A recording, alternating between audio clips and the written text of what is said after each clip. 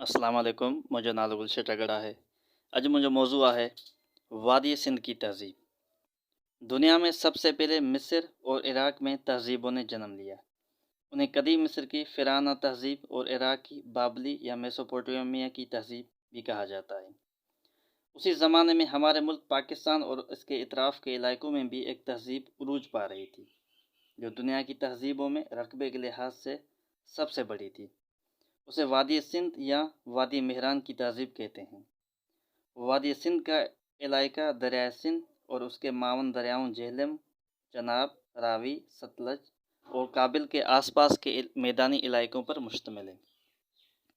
وادی سندھ ہمالیہ، قراقرم اور ہندوکش کے پہاڑی سلسلوں سے نکلنے والے دریاؤں سے سیراب ہوتی ہے اور ان پہاڑی سلسلوں کے جنوب میں واقع ہے. ہم کہہ سکتے ہیں کہ تقریباً پورا پاکستان وادی سندھ پر مشتمل ہے. تقریباً 150 سال قبل جب انگریزوں کی حکومت تھی، لاہور سے ملتان تک ریلوے لائن بچھائی جا رہی تھی. ریلوے ٹریک کی تعمیر کے لیے جو اینٹیں لائی گئیں وہ ہڑاپا کے مقام پر زمین سے کھود کر نکالی جاتی تھیں. جب بعض افسروں نے اینٹوں کی مخصوص ساخت کو دیکھا اور تحقیق کی تو 1920 میں جا کر پتہ چلا کہ یہ اینٹیں ہڑاپا کے قدیم شہر کی تھیں. بعد میں آثار قدیمہ کے ماہرین نے اس علاقے کی کھدائی کی. یہاں سے ملنے والی مہریں اور مٹی کے برتن ایک پوری تہذیب کا پتہ دیتے تھے.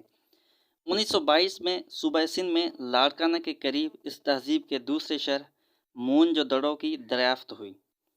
اگلے برسوں میں پاکستان اور بھارت کے مختلف علاقوں میں کھدائی کر کے نئے شہروں اور بستیوں کا پتہ چلایا گیا جن کی تعداد 1500 تک پہنچتی ہے. ماہرین کے مطابق وادی سندھ کی تہذیب کی ابتدا تقریباً 5000 سال پہلے ہوئی. یہ تہذیب 1500 سال تک ترقی کی منزلیں طے کرتی رہی. خیال کیا جاتا ہے کہ بعد میں سندھ سے باہر کے حملے آوروں نے اسے تباہ کر دیا.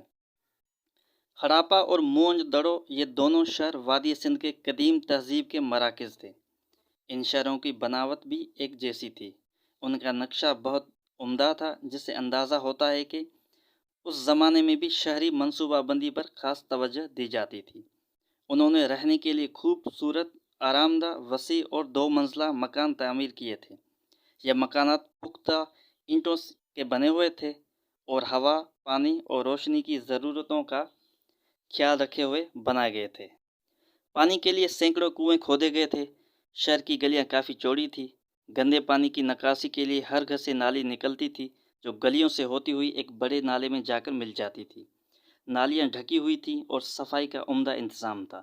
ان شہروں کی بناوٹ، ترتیب سے بنی گلیاں، مکانات، پینے کے پانی اور نکاسی کا نظام دیکھ کر اندازہ ہوتا ہے کہ یہاں کے لوگ ترقی یافتہ تھے.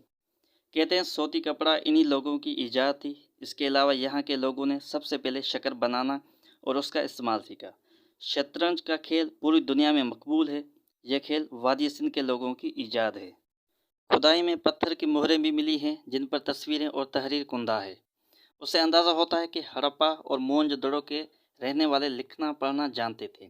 کہتے ہیں کہ یہاں کے لوگوں نے دیگر تہذیبوں کے لوگوں کی نسبت پڑھنا اور لکھنا پہلے سے شروع کر دیا تھا. اگرچہ ماہرین اب تک ان مہروں کو نہیں پڑھ سکے ہیں مگر ان سے اندازہ ہوتا ہے کہ یہاں کے لوگ لین دین اور تجارت میں باقاعدہ تحریر معاہدہ کرتے تھے اور ان پر مہریں ثبت کرتے تھے.